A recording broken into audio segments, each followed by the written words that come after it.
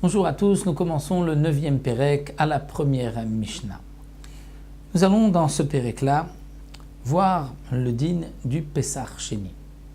Le Pessach Sheni, comme c'est marqué dans la Torah, lorsque les Bnei Israël qui étaient impurs sont venus se rendre chez Moshe Rabbeinu et lui dire « Mais pourquoi nous ne pouvons pas faire le Korban Pessah parce que nous sommes impurs, alors on ne pourra pas faire le Korban Pessah ?» Moshe Rabbeinu a posé la question à Akadosh Baruch Hu qui lui a dit effectivement tout celui qui n'a pas pu faire le Korban Pessah, le premier fera le Pessach Sheni, c'est-à-dire le 14 Iyar, un mois plus tard le Korban Pessah.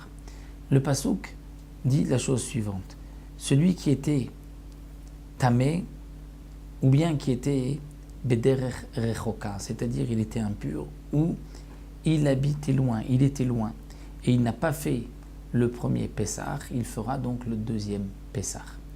Mais ce din-là ne s'applique pas seulement pour celui qui était impur ou celui qui était loin, mais en vérité même celui qui s'est trompé et qui a oublié de faire le Korban Pessah ou par un cas de force majeure, il n'a pas pu faire son Korban Pessah.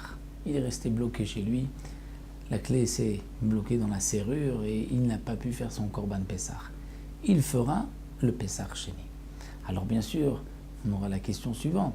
Pourquoi la Torah précise celui qui est impur et bederech rechoka, puisqu'en fin de compte, tout celui qui n'a pas fait le Pessach Rishon fera le Pessach Sheni.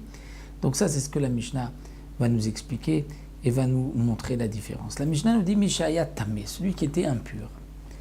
Au moment du premier Pessach, au bederech rechoka, où il était loin, il était dans un chemin lointain. Velo asa et Rishon, il n'a pas pu faire le premier Pessach, alors il y a Set Sheni. Il fera le deuxième Korban Pessah, c'est-à-dire un mois plus tard, le 14 Iyar, il fera son Korban Pessah.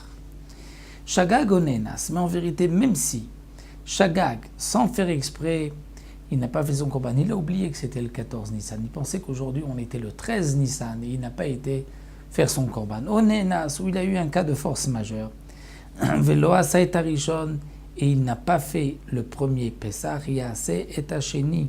Il fera le deuxième Korban Pessah. Alors, si c'est ainsi,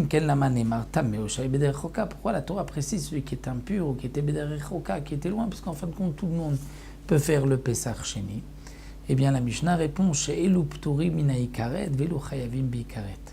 les premiers sont dispensés du karet, c'est-à-dire de cette punition d'être retranché de son peuple s'il ne fait pas le Korban Pessah, alors que les seconds ont un chiyuv karet. Qu'est-ce que cela veut dire? Le Barthénora nous explique, celui qui est impur ou qui était loin, la Torah a dit, tu es dispensé de faire le premier Pessah.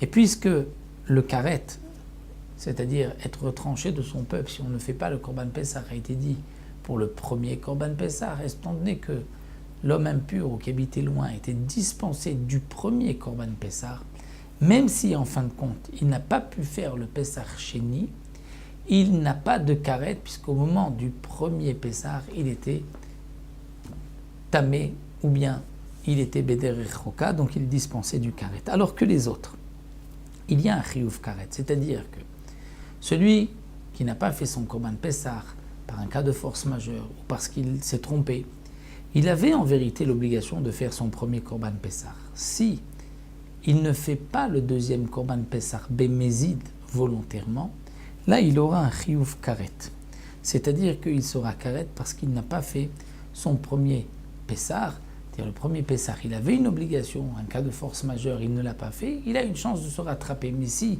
volontairement il ne fait pas le Pessah Sheni, là, il sera donc chayav karet, même pour le premier Pessah. Donc là, nous allons voir par la suite qu'est-ce que cela signifie, celui qui habitait loin. En tout cas, Mishaya Tamé, impur, nous avons vu que c'est si un homme est impur, c'est-à-dire de l'impureté du mort.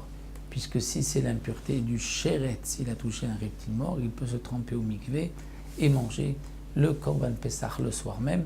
Donc, comme nous allons le voir, le din de Tamé, ça c'était l'impureté du mort, et derech rechoka, nous verrons qu'est-ce que cela signifie qu'il était loin. Loin de Yerushalayim, est-ce que loin c'est en jours de marche, en kilomètres, ou même juste en dehors de la Hazara, juste en dehors, que nous allons voir, de la ville. Donc nous se retrouverons pour la deuxième Mishnah la prochaine fois, Be'ezrat Hashem.